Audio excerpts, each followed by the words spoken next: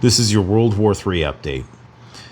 So, I woke up a little late this morning, flipped on social media, and lo and behold, another raging dumpster fire. Minneapolis. Apparently somebody else was shot.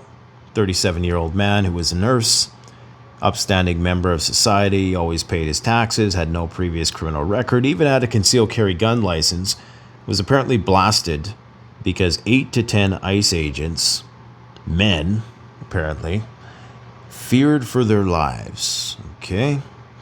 Now, I'm going to tell you where all this is going, and I'm going to give you an unconventional, wide-angle view of things that you ain't going to hear anywhere else. Let me help contextualize what's happening right now for you. Right now, there are trillions of dollars, and I mean trillions, no exaggeration, flowing into safe haven assets like gold and silver and other precious metals. High net worth individuals, hedge funds, nation states, central banks, mafia dons, they're all stockpiling. That's the key word. They are stockpiling metal. Why? Because we are fast approaching a point of economic peril in which the system could very well collapse. We're talking about divestment from US dollars, a collapsing stock market, 40 trillion in debt, etc., etc. Now, that, of course, could potentially metamorphose into conflicts along the various geopolitical choke points in the world, or exacerbate existing conflicts like the one in Ukraine, or the looming one in Iran, and quite possibly the one in Taiwan.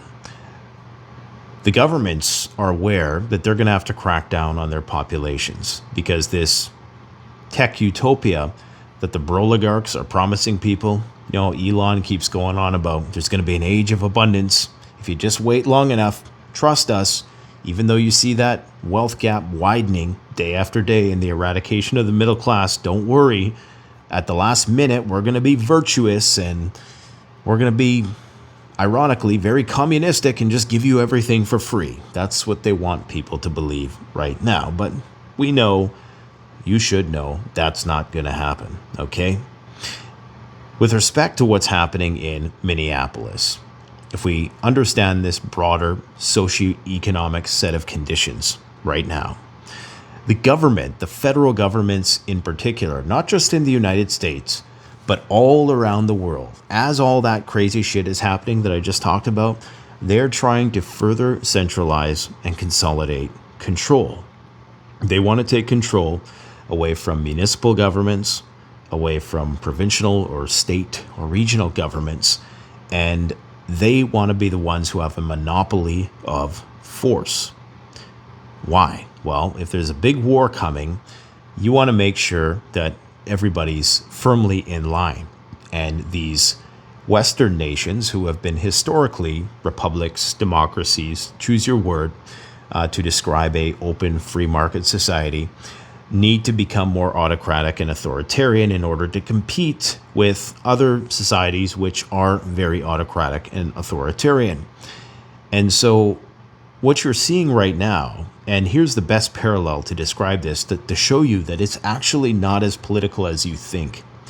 Here in Canada, the federal government, which is liberal, which is ostensibly a leftist type government, if you can call it that, is trying to roll out this new gun confiscation ban. And they are coming into conflict with local police forces and provinces who are saying, we're not going to help you enforce this law. Okay, so you have a liberal or leftist, just for the sake of making this easy to understand, a leftist federal government at odds with the provincial governments or state-based governments who are saying we're not going to enforce a law that we think is unjust. In the same way, in the United States, you have a right-leaning government, a right-leaning federal government, who is coming into conflict with states who are saying that we don't agree with these policies, namely centering around these ICE agents who are, in some ways, violating people's constitutional rights, it appears. And so you can see the parallel there. What is the common denominator? The common denominator is that federal governments are trying to consolidate power, and they're trying to see what our limits are. They're trying to see what we will tolerate. And the proof that this is neither left or right necessarily, throughout COVID, they probed and they pushed to see what our parameters for tolerance were. They rolled out the mask mandates. They talked about who was essential and who wasn't, where you could go and where you couldn't, if you could travel or if you couldn't. If you didn't have the inoculation, where could you go, or were they going to mandate it in some places? They pushed people as far as they could until people finally pushed back. And then they knew, okay, that's how far we can push them in this respect.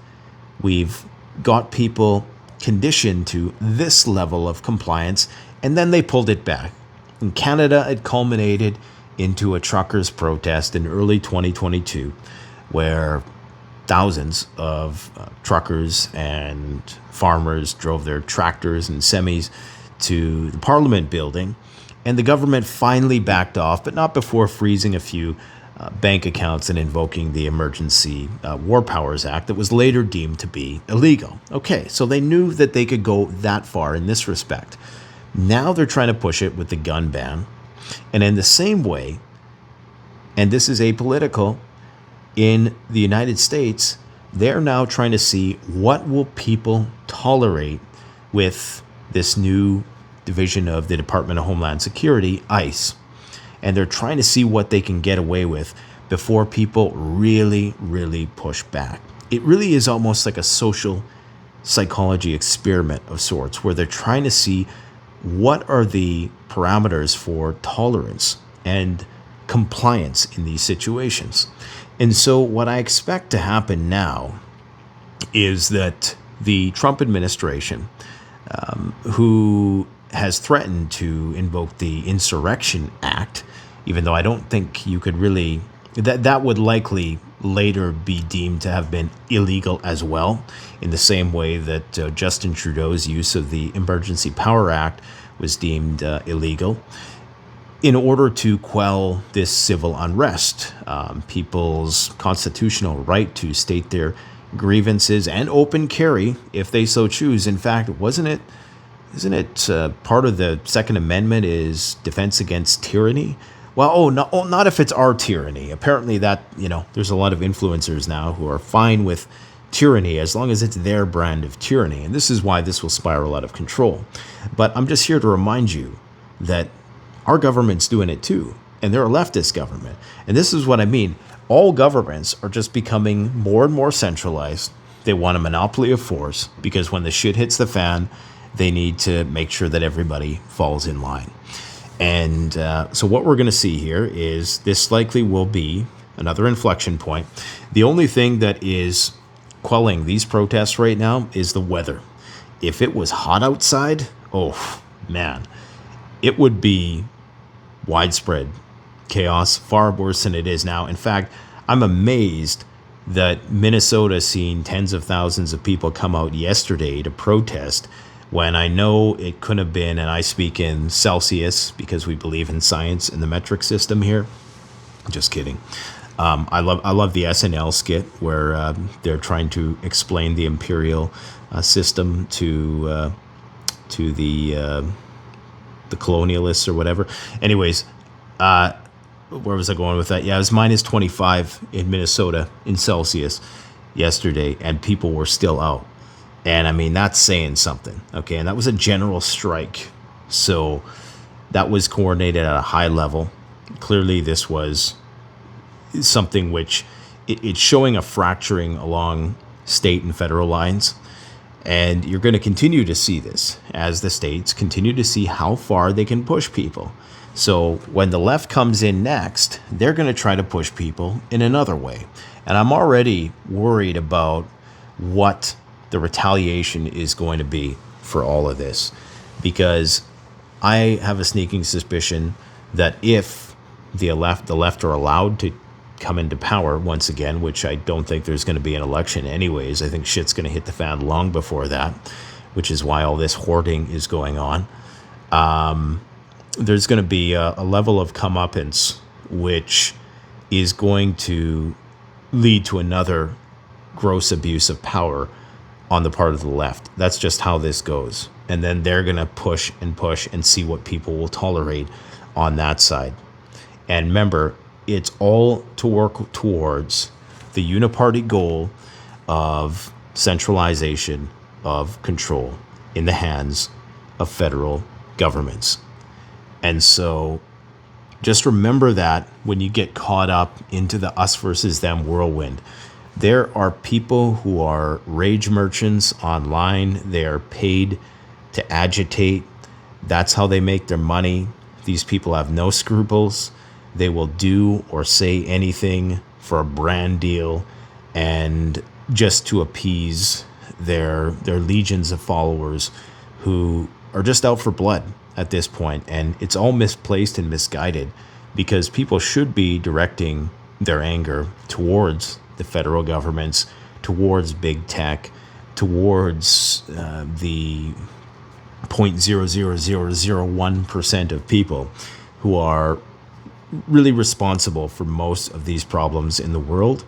I could imagine that there will be another protest of that nature at some point.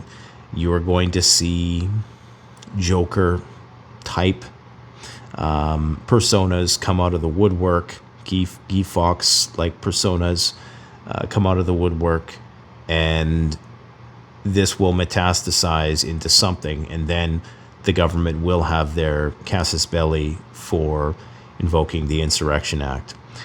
So what am I saying here? What's my advice beyond you should prepare? I mean, we all know that. I say that all the time. Is to just keep that in perspective, that that's the end goal, is that it's the federal government. Doesn't matter who embodies that government at any given time. It is the institution of the federal government that is the big evil here, because they were the ones who were imposing all of those crazy restrictions during COVID, and they're the ones who are orchestrating this heavy-handed Gestapo-like crackdown right now. And when the left inherits those capabilities, they're not going to relinquish them. They're going to use them against the people who are supporting these agents right now. So take that for what it's worth and understand that I think the best thing that people can do right now is really probably turn it off at this, because I can't see much good coming out of at least in an online sense. Protesting, I think there is a place for that at some point, because if you don't, just like the truckers thing, if they didn't finally push back, the government would have kept going. And in the same way, if people don't push back with what's going on in Minnesota, and of course they're going to use all kinds of things to justify it, that yes, indeed, they're getting some illegal criminals off the street, but it's the manner in which they're conducting themselves that people have a problem with. And so protesting that, there has to be somebody, right, resisting that. Otherwise, the government will just steamroll everybody. And so I'm not saying don't do that. I'm not saying inaction, but I'm just saying, be mindful of the fact that the institution itself of government is neither left nor right. Ultimately, it's just this monster that seeks to imbue itself with more and more and more power and take it away from us. So that said, I guess let's see what happens. I think it's probably because of the weather system that is coming through the North American continent right now, this big storm. It's probably going to pacify a lot of these protests, at least for the next few days. But after that, once things start to warm up a little bit, I think it's going to be the chaos they want. And it's going to coincide with a flaring up of hostilities abroad at the same time. Keep your head on a swivel, my friends. Go and check out the interview we did yesterday with Professor Morandi, who gives a different perspective on what the mainstream media is saying here in the West about what happened in Iran and what they are doing to prepare. That's an inside scoop. That's one of the few people that you're going to see in Iran talking to the media. You got to go and watch that video. We're also going to be releasing a video with a friend of the channel, Clem Chambers, who's going to be talking about gold, silver, and where that's all going. Thanks for watching, guys. Take care.